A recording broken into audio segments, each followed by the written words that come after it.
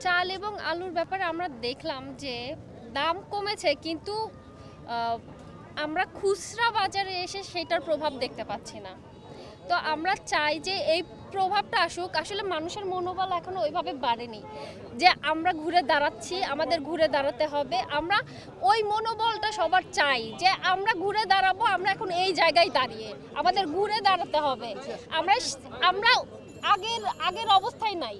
তো আমাদের সবার দোকানদারি, আড়তদার যারা আছে, সবাই পাইকারি থেকে খুচরা পর্যন্ত সবার মনোবল আস্থা নিতে হবে যে আমরা পরিবর্তনের পথে আছি, পরিবর্তন হব। তো এটা সময় লাগবে, আমরা জানি। স্যারদের সাথে আমরা আজকে আসলাম, আমাদের প্রথম অভিজ্ঞতা, আমরা আরও শিখব এবং এটা নিয়ে আমরা কাজ করব।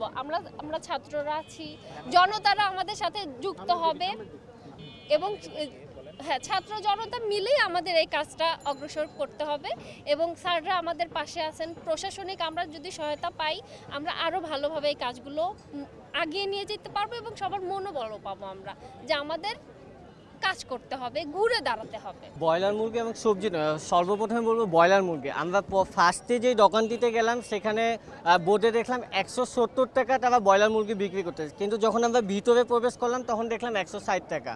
পরে আমরা যখন তাকে কোশ্চেন করলাম যে কেন 170 টাকা আপনি দিচ্ছেন, সে বলতেছে মুরগি পরিষ্কার করতে, ছেলাছিলি করতে নাকি তার 10 টাকা খরচ। এটা কখনোই না।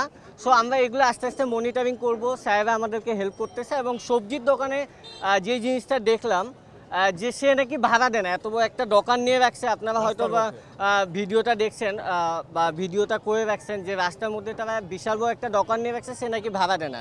সেটা কখনোই না। হয়তো বা সে ভাড়া না দিলেও সেই টাকাটা কোনো চাঁদাবাজদের হাতে তুলে দেয়।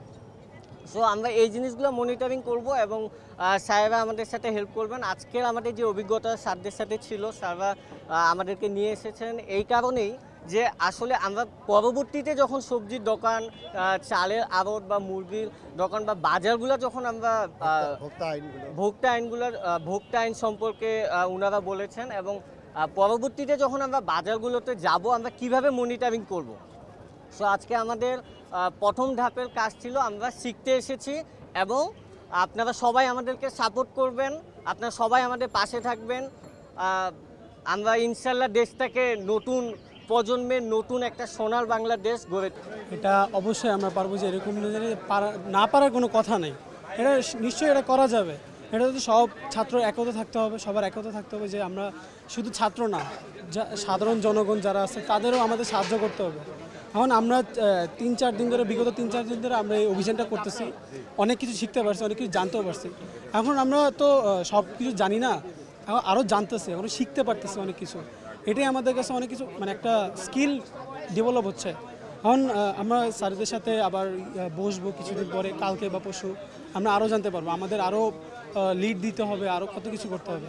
তো আমরা এটা সিন্ডিকেটটাকে থামাতে পারবো, এটা আমরা আশা করি।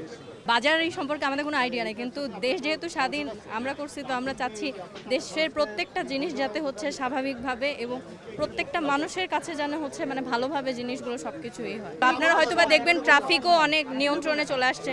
তারপর বিভিন্ন বাজার এসে আমরা স্টুডেন্টরা মনিটেশন করতেছি। আজকে স্যারের সাথে এসেছি, ইনশাল্লাহ আস্তে আস্তে করে হবে। কিছু কিছু জায়গায় একটু বেশি নিচ্ছে, তো ওখানে স্যাররা হচ্ছে সাজেশন দিয়ে আসছে, আর কিছু কিছু জায়গায় স্বাভাবিক আছে।